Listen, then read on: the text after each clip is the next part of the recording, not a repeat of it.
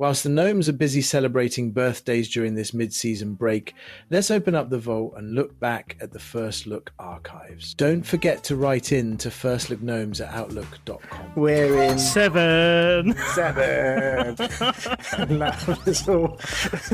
Oh, second verse. Okay, second verse. So I'm still laughing about the pre-joke. In your heart, it isn't too hard to see. We're in 7. We're in 7. Very good. Hey, I wasn't expecting episode 7. I wasn't expecting that, Williams. I wasn't expecting a second verse as well after the first verse, but I'm not going to lie, I enjoyed it. Williams and Mr. Hodgkiss here are joining us for our first look at various nonsense, I suppose. Not nonsense this week. It's almost. I'd almost go. Sorry. Obviously, the big update, which we'll get to a first look later on. But the first look that I'll be doing is a first look at parenthood. Parenthood. So for those, it's a fancy word for we just had a nice healthy baby. They've had a lovely little baby. For those of you who are just joining the podcast here on episode 7, our good chum here, Williams, and his lovely wife to be. Baby's all that you've got now, Williams. And his lovely wife to be, Georgie, have just welcomed a lovely baby boy into the world. On that note, so one day last week, 2 gnomes, Frank and Bob. Frank and Bob? Yeah, Frank and Bob. You know Frank and Bob. I've met them many times, yeah. Yeah, so 2 gnomes, Frank and Bob, they were out fishing at the fish pond. Oh, yeah. And a funeral service passed over the bridge they're fishing by. That's sad. And Bob takes off his hat and puts it over his heart. Mark of respect. He does this until the funeral service passes by. Frank says, "Gee, Bob, I didn't know you had it in you." Bob replied, "It's the least I could do. After all, I was married to her for 30 years. Hey! Blonde woman. Oh, Cameron Diaz. And I think it was her and Ashton Kutcher, and they wanted to get a divorce. And the judge said, so this was my father-in-law talking about my mother-in-law. And he said, the judge in that says, I want to grab her and set her on fire every day, but I don't. And he was bent, and I was like, you're gay, John. And then today he sent me one of these memes, and it's a man and a woman who are on like a deserted island, and they see a boat, so they're waving the things. And the next shot, she's on the boat and he's sat on the island reading a book, quite happy. And I was like, I think I need to take this man for a couple of beers and just make sure he's okay. So, yes, good old Bob the Gnome. Subject line. 2 words. Subject line. 2 words. 2 words. Master Bates. For those that don't get the context of that subject line, was the last episode before? I think it could have been the episode before. I'm not sure. Yeah, but listen to all the episodes, and you'll find out what it means. Hello, gentlemen. Hello! Exclamation mark! Exclamation mark! Exclamation mark! Exclamation mark! Brackets. I use that term loosely. Winky face. Oh, saucy. When I worked at a Fern Resort with Mr. Williams, I worked at the front desk and remember very clearly one of the guests' name was Willie Handler. Willie Handler. Not William, not Will, not Bill, Willie. Willie. All right, Willie. Let that settle in. Love the podcast, guys! Exclamation mark! Exclamation mark! Exclamation mark! Exclamation mark! And again, so happy for Master Sprout's arrival. I was anxiously awaiting his arrival. Oh, that's a great nod to the previous content. I think I know who probably sent this email in. Thank you very much. There should be a package arriving. Thank you very much, Alice. Yeah, thank you, Alice. Lovely to hear from you. Willie Handler. Someone's called Willie Handler. You just wouldn't know what to say, would you? You'd literally just be there thinking, Mr. Handler, call me Willie, okay? Do I have to? I mean, yeah. I could call someone Mr. Handler. I could call someone Willie. I couldn't call them Willie Handler. You wonder though as well, like Willie, like it's a funny word to English people. It's a bit like You could turn it to William. You could turn it to William, but you know, like English humour, you know, like Mr. Bean, like and you know, go back to the olden days of, you know, like Benny Hill and you know, the word Willie. It sounds like such a British child playground word. Oh, I mean, yeah. I mean, at school I used to have the fun taking. I mean, just from my last name, they go Willie, yeah. Daniel. Willie. You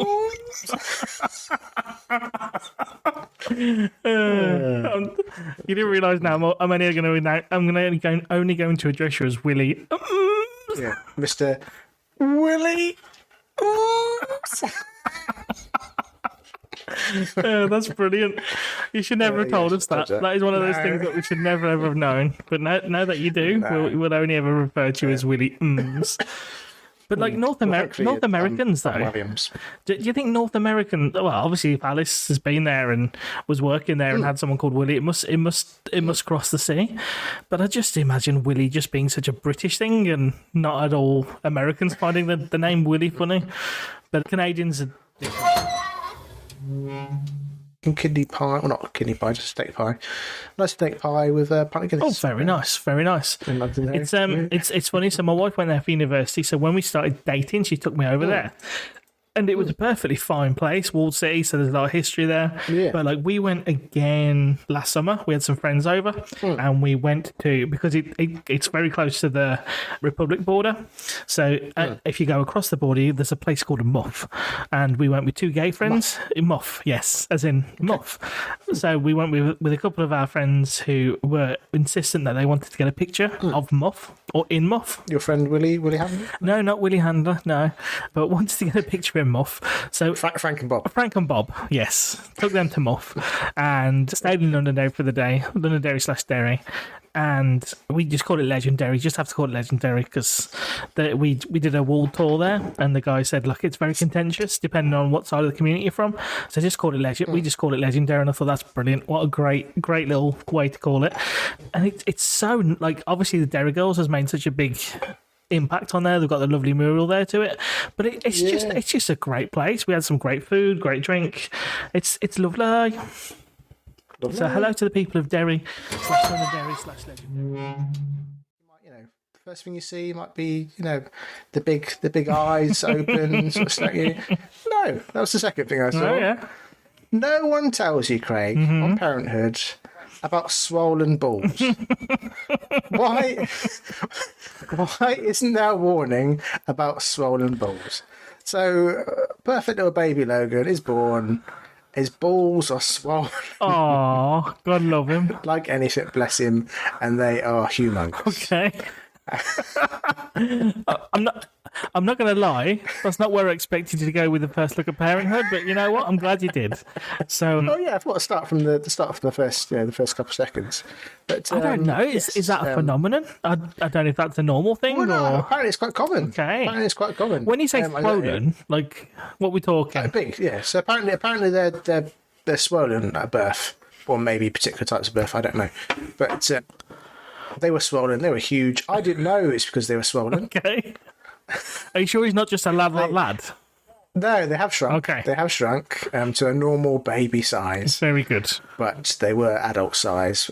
Okay. Well, in my mind, they seemed adult size when they were born. Adult size testicles on a child. So that was a bit of a shock and took away from the magical moment. But yeah, after that first couple of seconds, I did get to focus on his eyes that were, he was wide open and he was very inquisitive about the world. So that was a magical moment. But to be honest, I was distracted by the swollen balls. It's amazing though, Wells. You think, right, this is you've been awake for 30, 40 hours. 40 hours. The person you love more than anything in the world is in agony and pain and in distress, and you really can't do much about it. And then you've also got a new life coming to the world. You really don't know how you're going to react. This is not something you do every day. It's not something you can really prepare for.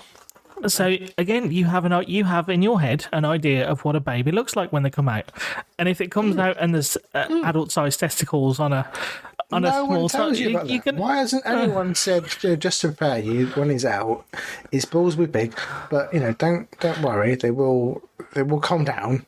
But no. Well, this is. No one said that at all. Well, thank goodness for First Look Gnomes, where we can raise the issue. So we need to get a hashtag going, okay? Yes, yeah, I mean, get it out there. I mean, there's lots of. I mean, these days compared to 20 years ago, 30 years, 40 years ago, there's so much more information out there, and you can prepare yourselves for it. But I was never told about that. It needs to be part of the NHS service, I think. It does. Well, thank you for bringing attention to it. And then I've always had fairly hairy nostrils, Craig. Well, you're a real man, Williams. But within a week, that scene in The Last of Us where those fungus string things are coming out of the zombie's mouth. Imagine that coming up my nose. So literally, they just started growing out like crazy. Yours, not Logan's, yeah? No, yes, mine. Yes. Yeah. Something with my dad. So my nostril hairs, they just start coming out. Like, just reaching out. So literally in maternity leave, I bought a nose trimmer. So that I've had a first look at a nose trimmer. Was this your first time at a nose trimmer? Yeah. Oh, wow. Yeah. Maybe because my son's older, so I've had this phenomenon for a while. Exactly. And they don't tell you about that, do they? I bet it started when he was born. I didn't make the correlation between having a child and then fused wire nose hair. Oh, there you go. That's Do you know what it is, Wells? It's just one random hair that just like appears, and it's as thick as a 13-amp fuse wire. And where has this come from? It is bizarre. Yes, I went from hairy nostrils to they're reaching out. Wow. Trying to grab people. Well, you are a man of a certain age as well, I know, but the fact that it happened in the first couple of weeks, there's definitely something there. And like you said, my beard's got a lot of grey hair. You do look. Your beard has. The first thing I noticed was I was like, wow, that's a silver beard. And I bought a nose trimmer. My beard's gone a lot more silver than it was. It's gone from salt and pepper to silver. Yeah, so these are all things that happen in your first couple of weeks of parenthood. Sorry, fatherhood. Let's just be specific there. But have you enjoyed the experience? What's it been? You've got a new baby. The first couple of weeks, I was doing a lot more sort of domestic prodding, which was good. But just constantly on it. Yeah. And probably part of that was just the adjustment, and I need to do stuff maybe. But yeah, I was busy. There's no easing into it, is there? You're just in, and then all of a sudden they send you home after like a couple of days. Yeah, I mean, I don't know what happened, but for some reason, we never actually received our instruction manual. Which, but I presume you got an instruction manual for Braden. I would say yes, but I can't remember. I don't think there was anything. We had a red book, which was I was joking about it. No, sorry. Yes, I do understand. No, I appreciate that. Just a very, very serious tone. Yeah, I don't think. No, sorry. I just mean like in general, they just you are pretty much just there. You go home, and you're like, well, okay, what do we do now? And you just have to kind of. I remember, what was it like for you putting him in the car and driving him home for the first time and stuff? What was that like? Yeah, so that was a big moment because that's the first stage of, we're looking after this small, fragile, tiny human being. Again, it was late because I won't go into details, but she's going to stay in for a little bit, but not too long. But we left the next evening, and it was all going fine because he was quite sleepy and little grumbles in the hospital, and then got into the car. Car was fine, but that's the first time that the fiance didn't have direct eye-line contact with the baby, so that's a big step for her. And then me driving, like I mentioned in the previous episode, I'm not that experienced at driving, so I did stop for quite a while. So I've got a baby in the back. A mother that's suddenly can't see her baby. So she's panicked. yeah, and then nighttime driving. But yeah, on the way home, and Georgie's the experienced driver, and I'm not as experienced. And then suddenly, I'm pretty confident it's not, but she starts shouting, you're getting towards a roundabout, slow down, stop. This is like night time, the car's going. And I'm pretty sure it's not. And then she starts shouting, stop. And so I've got to slow down. It's not a roundabout. So it was all quite a stressful experience getting back. And then we got back, and then it just kicked off. Like, we've not heard him cry and everything yet. And then he's crying, he's pooping. She's trying to change the Logan on the sofa whilst I'm trying to calm Mika down. So this is the first time we've course, met the dog. He wasn't sure on Georgie, so because he was like, something's wrong here. Yeah.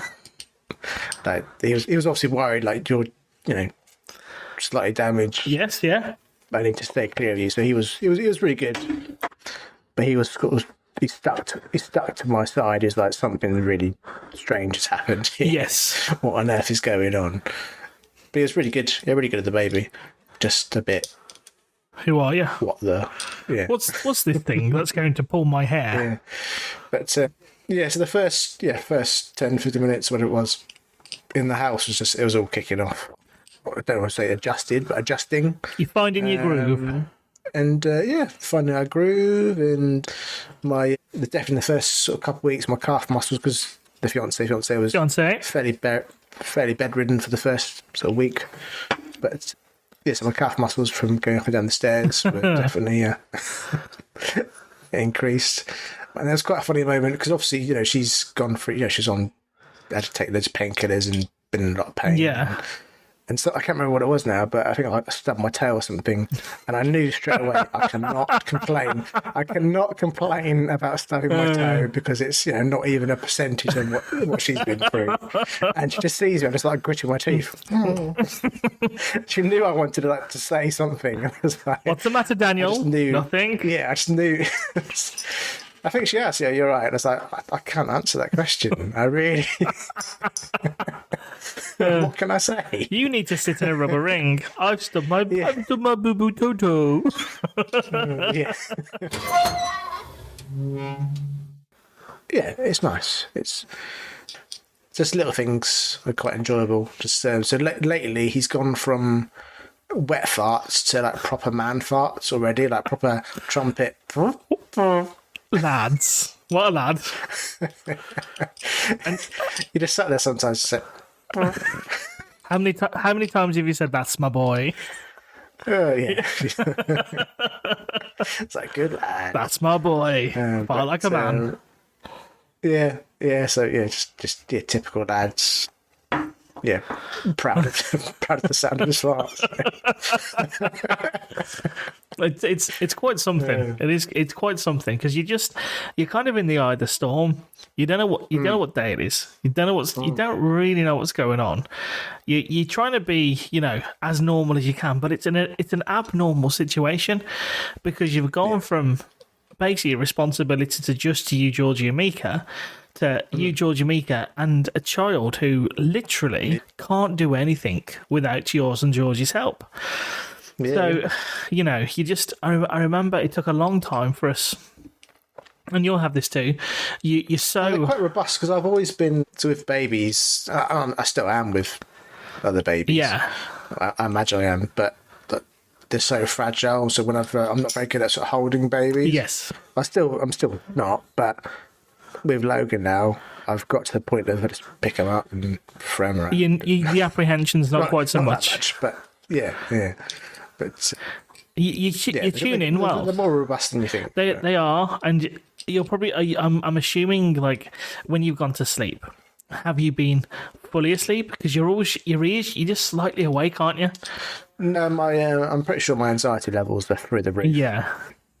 Like the other day, Georgie was calling my name, but for some reason I just didn't hear it because I think I was using the prep machine or something. Yeah.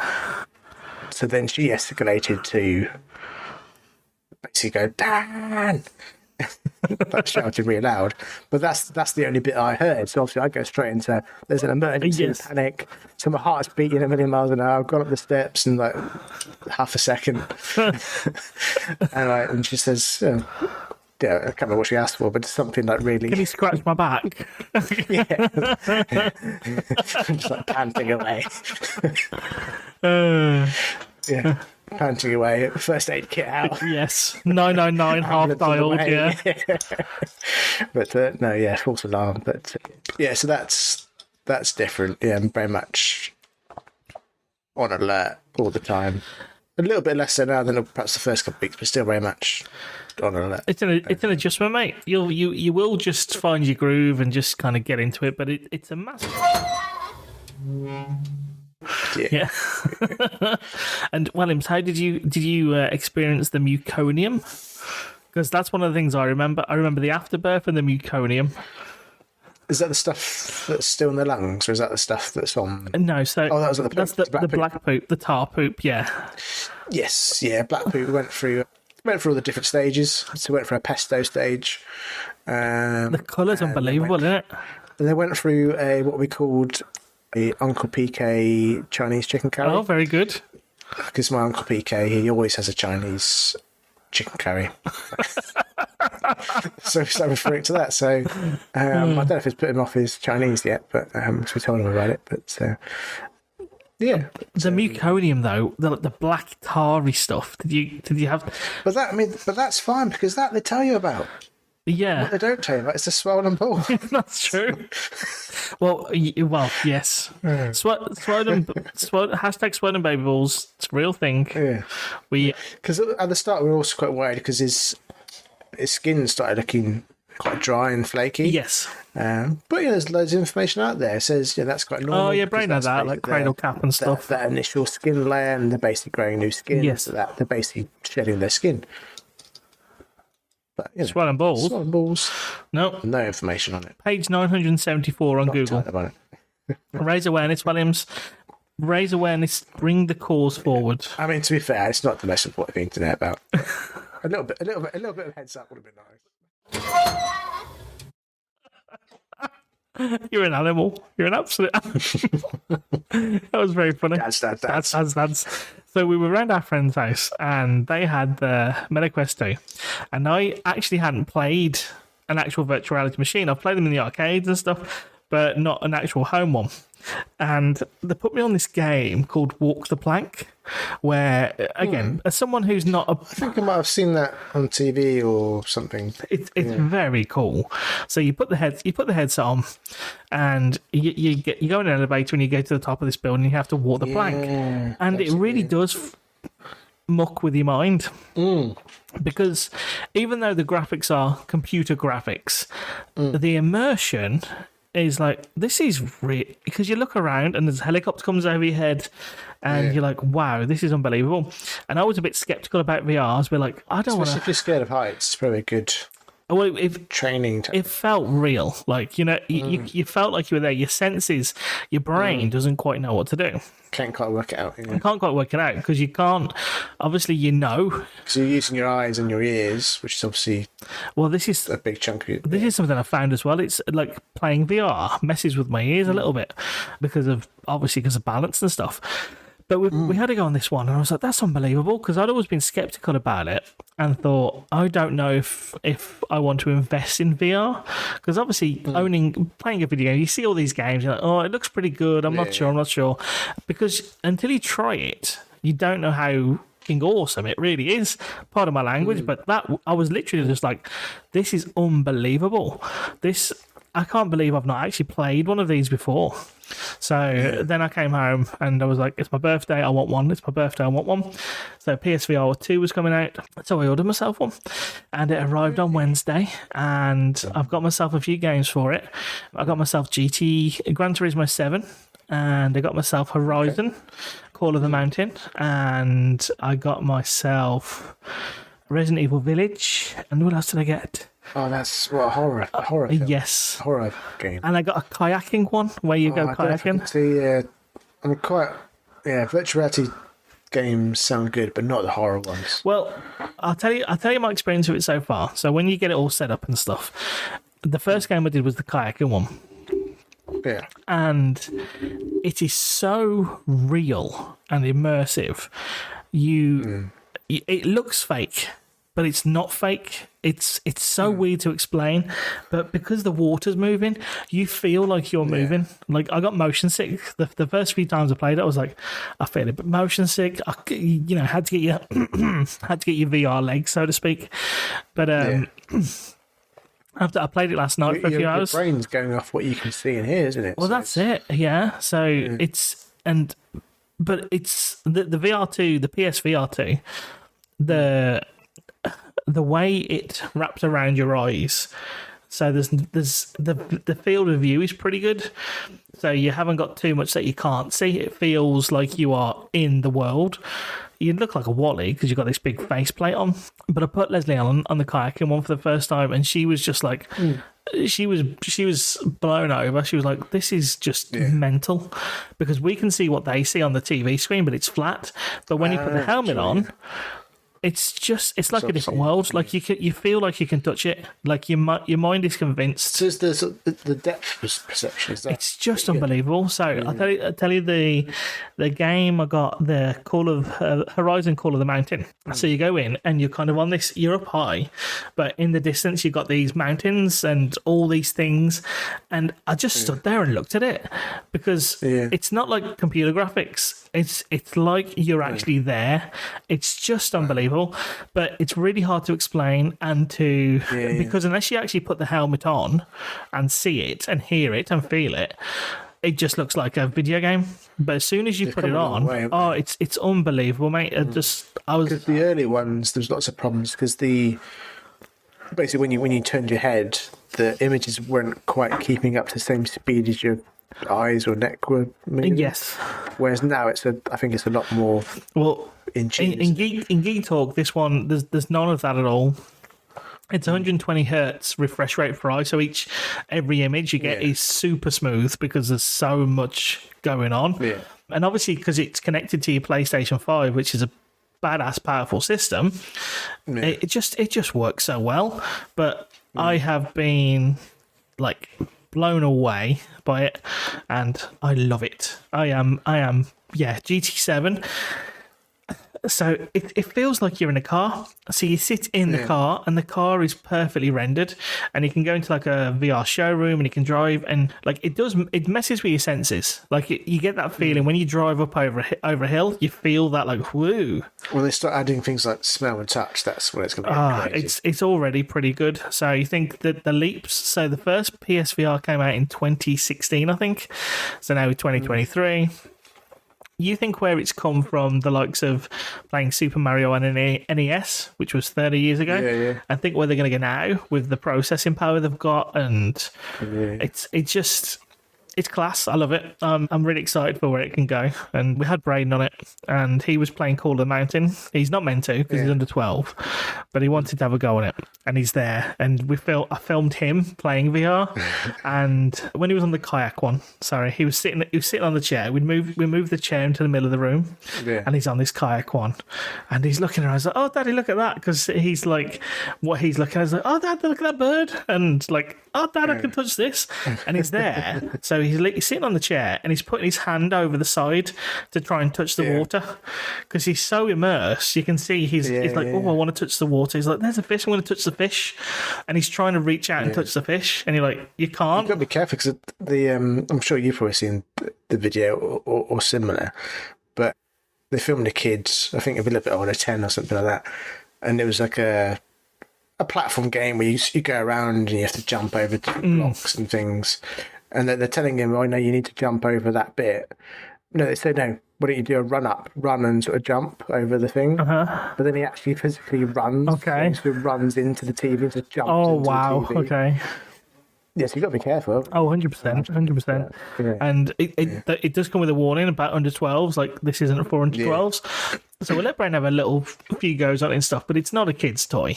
It's it's very cool. But even as an adult, you must forget yourself a little bit. So yeah, it's been really What about fun. you said you got Resident Evil? I don't think I know the other zombies and things. No, it's pretty good. It's pretty good. Yeah, I like the Resident Evil games. They've got Resident Evil 4, which was one of my favourite ever I games. would actually poo my pants. No, because you know it's Yeah. Why not? Like, you can't even sort of just. I don't know. I suppose you could still close your eyes. But... Well, I haven't played Resident Evil very much. We've mostly been playing the kayaking game and the Horizon Call of the Mountain game. But obviously, it only arrived on Wednesday and a full-time job, so I haven't really had a great deal of time. When it came on Wednesday, Braden played it more than I did. So Gran Turismo's excellent as well. So like Braden had to go on Gran Turismo, and you use the control pad and you can steer with it as if like on the Wii with Mario Kart. Yeah. But it feels so good. And you can change the settings to help kids play. So he's there with his helmet on, driving a Mini around Brands Hatch, and he's really good. He's driving, he's taking the corners, and I'm like, it's very cool.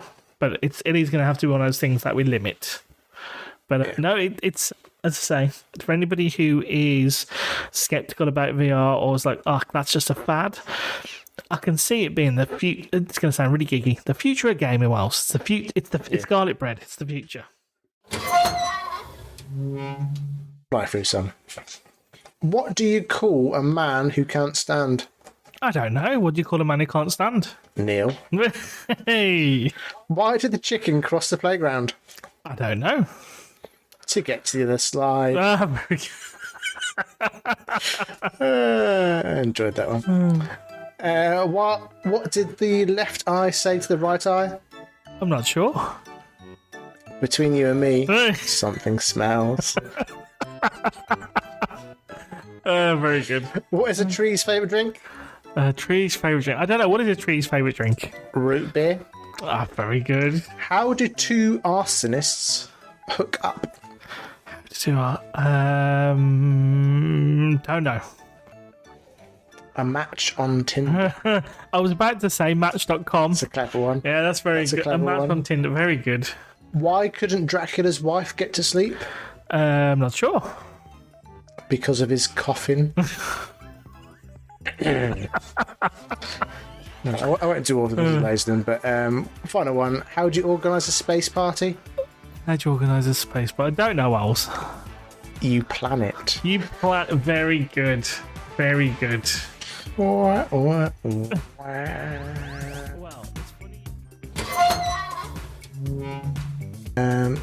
Snackman. Snackman.